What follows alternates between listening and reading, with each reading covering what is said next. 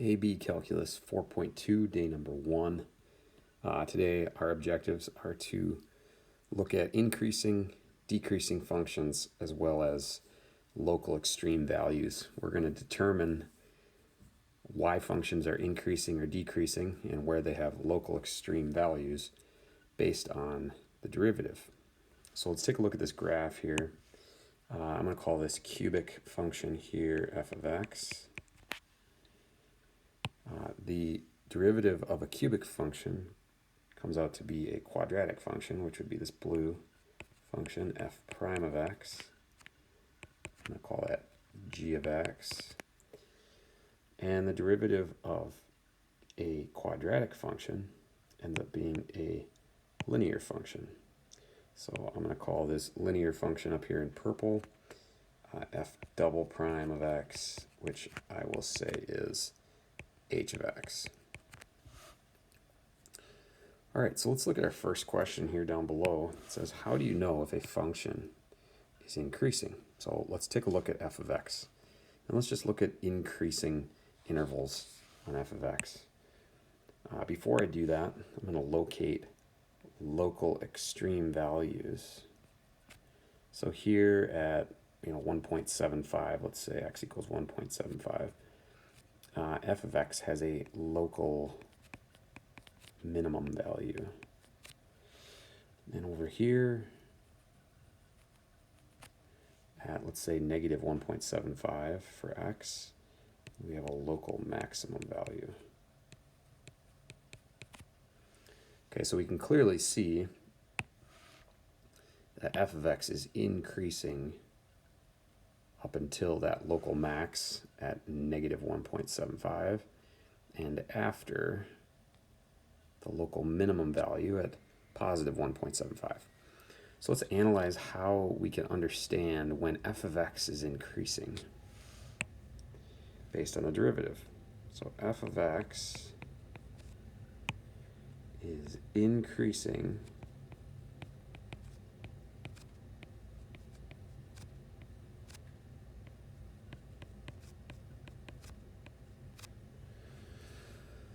when, as we could say generally speaking, its slope is positive, right? When its slope is positive, how could I say that mathematically with respect to derivatives? Well, when its derivative function f prime is greater than 0. So I'm going to find the x-intercept. This is where f prime of x equals 0. We can see to the right of that, f prime of x is greater than 0, which is the same interval for which f is increasing.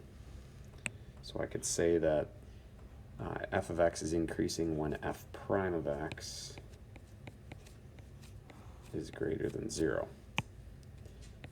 Okay, likewise, I could say that f of x is decreasing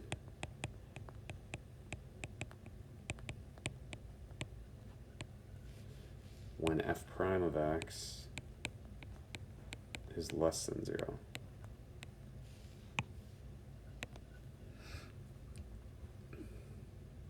Okay, same thing would actually apply to any of the other functions, right? So for example, g of x would be increasing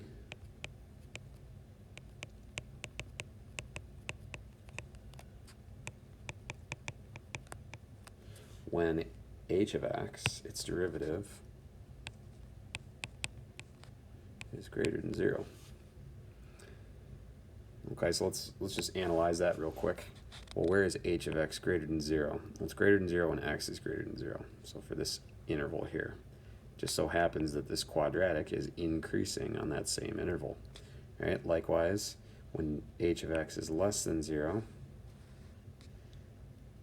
g of x is decreasing.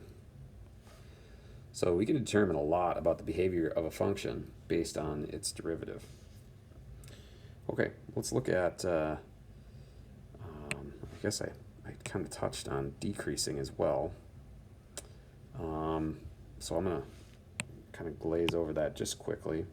A function, let's say f of x, is decreasing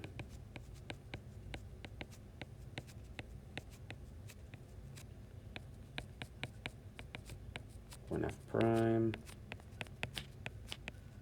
is less than 0. This actually kind of translates further. So let's talk about a specific example. Velocity is increasing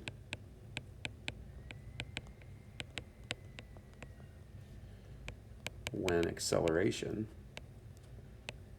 right, v prime of t, is greater than 0.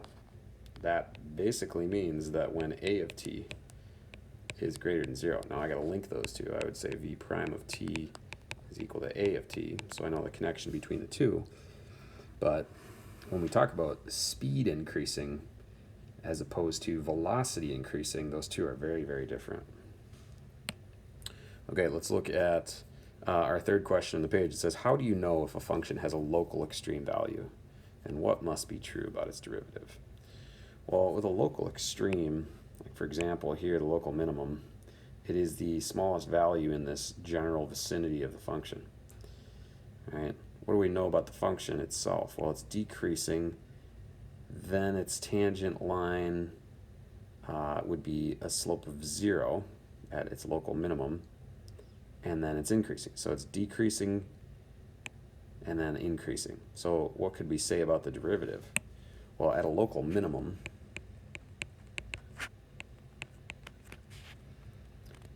right, f prime, right, let's consider this a local minimum for f of x. F prime of x changes sign from negative to positive at a local minimum. Now at a local maximum, if I were just to swap this, f prime of x changes sign now from positive to negative. Okay, so at that local minimum or maximum though, it is very important, at that local max or min, f prime of x does equal 0 as well. Okay, so let's look at a few examples here and see how we can apply this. All right, so an important connection between what the derivative tells us about increasing and decreasing, as well as local mins and maxes, is the use of what's called the first derivative test. So let's talk through the steps used for the first derivative test and then look at the graphical example here below. So the first derivative test tells us that first step is at a critical point C, if f prime changes sign from positive to negative at C, then f has a local maximum at x equals c. All right, so what does it mean to be a critical point? That means that f prime of x equals 0, or f prime at x does not exist. Okay, so that's what we mean by a critical point. So like we said, if f prime changes from positive to negative at c, then f has a local max at c. All right, this is the notation for said thing. If f prime is greater than 0, positive, for x less than c, and f prime is less than 0, negative, for x greater than c, that's just saying the same thing as what we had above. All right, step 2, or option 2. If f prime changes sign from negative to positive at c, then f has a local minimum value. All right, so we'll see that down below here in a second. The third possible outcome is that if f prime does not change sign at c. Okay, so if f prime is 0, or doesn't exist, but doesn't change sign, then does not have a local extreme value here. So let's look at example 1 again. F prime changes from positive to negative. So let's look at f of x below. Let's consider f of x this red function. And let's consider the blue function f prime. All right, if I look at this first critical value, this is a critical value because f prime here, or the slope of the tangent line at this point, would be 0. So look at the function is increasing. Then the slope at that point, instantaneous slope at negative 0.339, would be 0, and then it's decreasing. So what's true of its derivative? It's positive 0 at that critical value, critical point, and then negative. That's why this would be an example of the first situation where we'd have a local maximum. So f of x would have the local maximum at x equals negative 0.339. All right, let's look at local minimum. Clearly on the red graph here, I've got a local minimum. The function f of x is decreasing to that point and then increasing. You can see the derivative is negative 0 at the critical value for x, and then positive. All right, and here's an example of neither. Okay, so this is not a local extreme value. You can see the function is decreasing, and then if we were to draw a tangent line, it would be 0 here, but then it continues to decrease. Looking at the derivative outputs, we have negative 0 at the critical value, and then negative. So this is an example of a non-local extreme value at C. All right, let's look at some practical examples. All right, let's look at example 1 here. It says find where the function is increasing, where the function is decreasing, and the local extrema. Justify our response. Well, first thing you always have to do when looking for increasing, decreasing intervals is find the first derivative. So I would get 6x squared plus 6x minus 72. Now it's going to be easier to work with if I were to factor this, as I'm going to need to find where the first derivative equals 0. So I'm going to pull out a 6. That leaves me with x squared plus x minus 12. All right, now our critical value, remember, is where the derivative, I can't spell value, there we go, is where the derivative is either equal to 0 or where it does not exist. Oops, I don't want to put an equal there. Does not exist. There we go. Okay, now since f of x is a polynomial, I'm not worried about the derivative ever being non-existent, so I'm just going to set this equal to 0. And I'm going to factor. Okay, I can factor this, x plus 4, x minus 3. So it looks like f prime at negative 4 equals 0, and so does f prime at a positive 3. All right, so those are my critical values.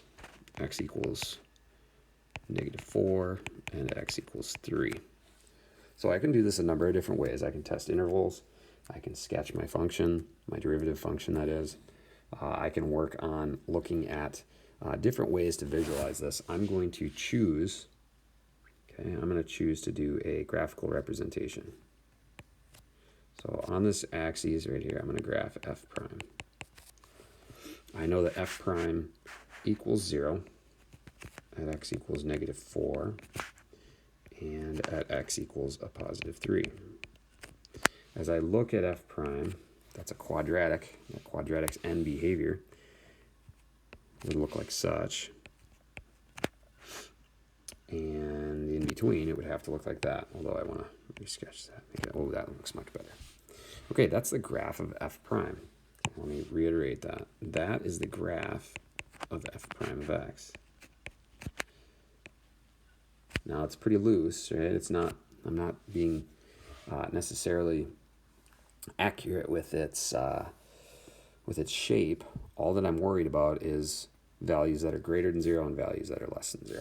Clearly, I can see that on these two intervals, f prime of x is greater than 0.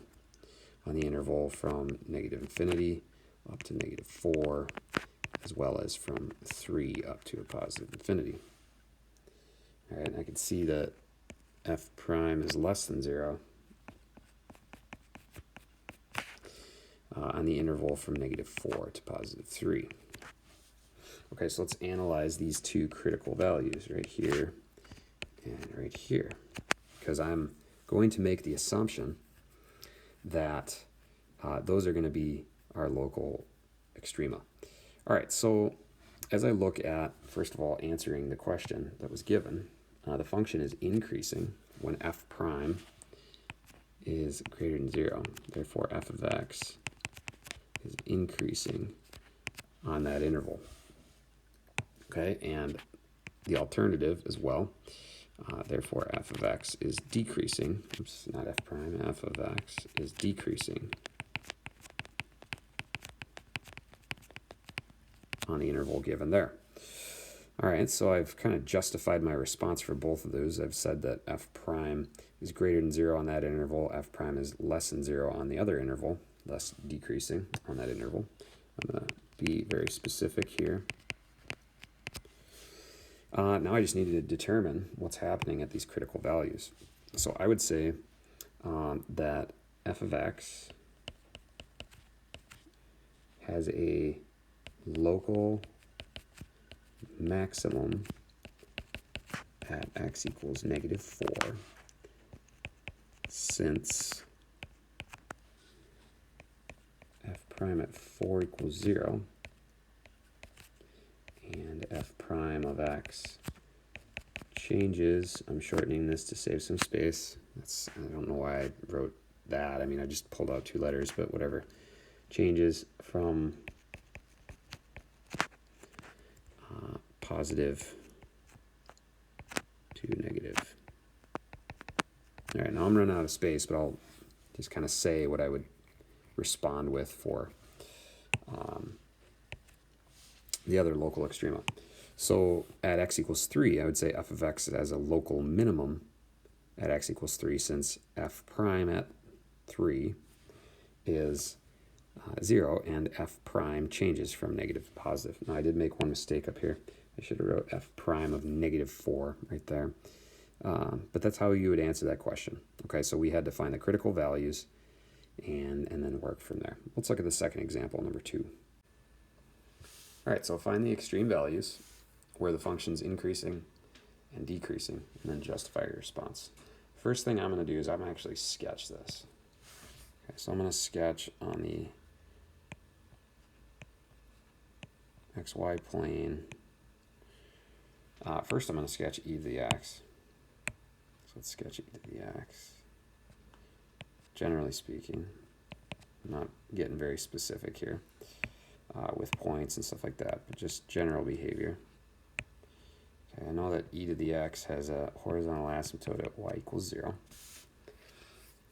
So e to the negative 0.5x would be a horizontal stretch by a factor of 2 and a horizontal reflection. So our function would look kind of like this. So this would be e to the negative 0.5x, right, which in our case is f of x. Now I can answer all of this question right here. The entire question. I don't need to find critical values. I will in a moment, but I don't need to. Okay, as I look at that purple function, because I know what it looks like and because I know the behavior of an exponential function, I know that there are 0 extreme values. I know that the function is always decreasing. And I can justify my response basically from looking at it.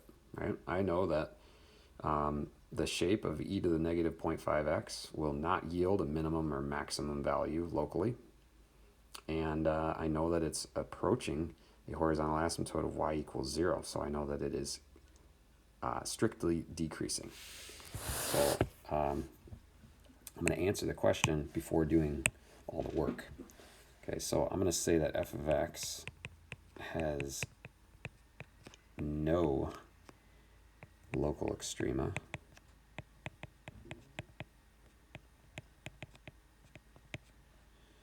Okay.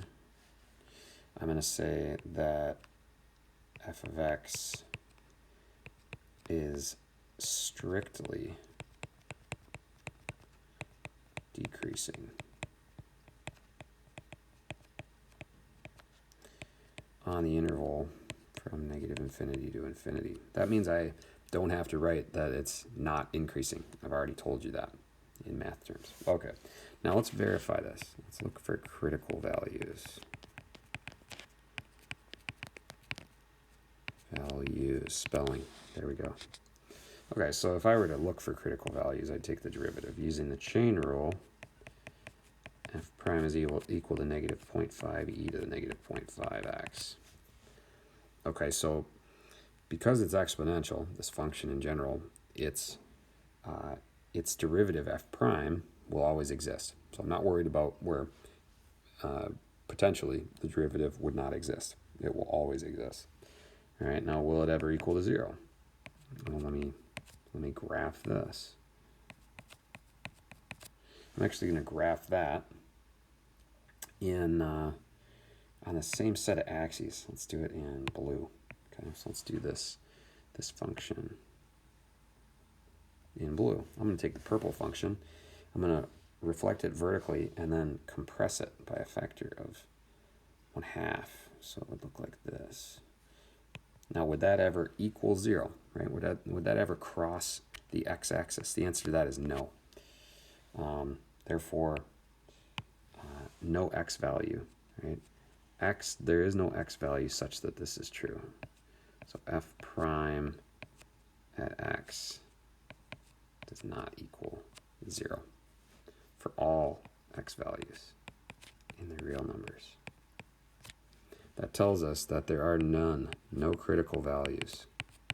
And when there's no critical values, you don't have to worry about local extrema. All right, let's look at another example here on the next page. All right, going all the way back to 2003, we got a multiple choice question. This was a non-calculator question. We see that we have the graph of f prime. Right, here's the graph of f prime from -2 all the way up to +2. Graph of f prime, the derivative of f, shown above. Which of the following statements is true? F is decreasing from -1 to 1. Not true, right? Because f prime is positive here. If f prime is positive here, that means f is increasing. Now f is decreasing here because f prime is less than 0. So A is out. Okay. Part B says, or option B says f is increasing from -2 to 0. -2 to 0, f would be increasing because f prime is greater than 0. So I'm going to kind of put a potential question mark there. I'm going to consider that and see if potentially there are other answers. There should only be one, but let's just look at the others just in case. Okay, f is increasing for 1 to 2. Well, 1 to 2, nope, because f prime is less than 0. That's out. Okay, option D, f has a local minimum at x equals 0. Well, if f prime is greater than 0 and then changes to less than 0, that would be a local maximum. So this would be incorrect.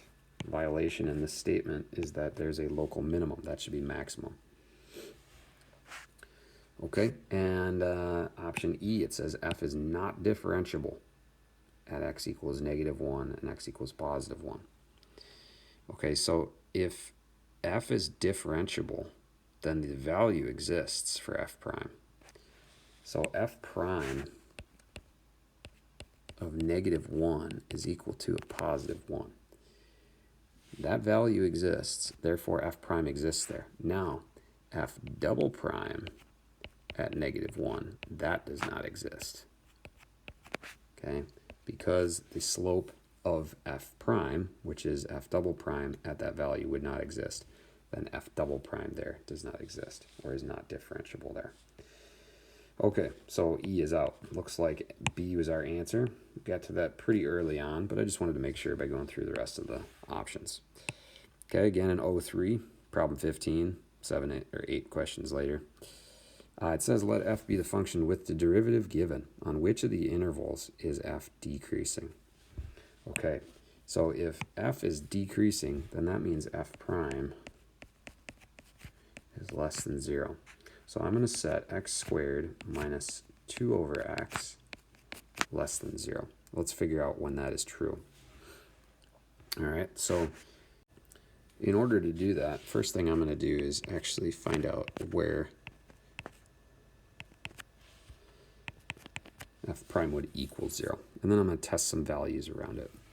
Okay, so I'm going to get a common denominator here. That would be x cubed minus 2 all over x equal to 0. And when I want to find out whether or not this equals 0, clearly x can't equal 0. So I'm just going to set the numerator equal to 0 and solve. Looks like x would equal the cube root of 2. Okay, so I'm going to test some values here. I'm going to test around these values. All right, so I know that there's a critical value here at x equals 0. Right, there'd be some kind of vertical asymptote at x equals 0. I know that f prime equals 0. So I'm going to graph f prime or test values for f prime. Okay, at x equals the cube root of 2. All right, I'm going to test values between each of these. So I'm going to test a -1. I'm going to test I think a positive 1. 1 would be greater than, or excuse me, less than the cube root of 2. Let me check just to be sure. 2 to the power of 1/3. Yeah, it's 1.26. So we can test x equals 1 there. And then let's test x equals 2 out here. And let's find out values for the derivative. So let's test these values in a table. I'm going to test each of these x values, -1, +1, +2. I'm going to plug them into the derivative, which of course we know is x squared minus 2 over x. If I plug a -1 in, I get 1 minus a -2. So that'd be 3. So I know that the derivative on this interval here to the left of 0 would be positive. So that means the function is increasing on that interval. Okay, I'm going to test then a positive 1. I plug in 1, I get 1 minus 2, which is a -1. That means that the derivative on the interval from 0 to the cube root of 2 is negative. And I'm going to plug in a 2. Plug in a 2, I get 4 minus 1, which would be 3. Thus, I know f prime will be positive when x is greater than the cube root of 2. Therefore, f of x is decreasing on the interval from 0 to the cube root of 2,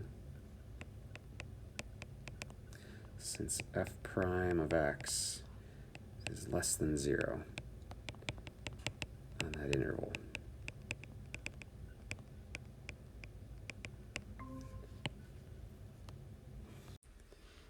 All right, that concludes our lesson on 4.2 day number 1. See you in the next video.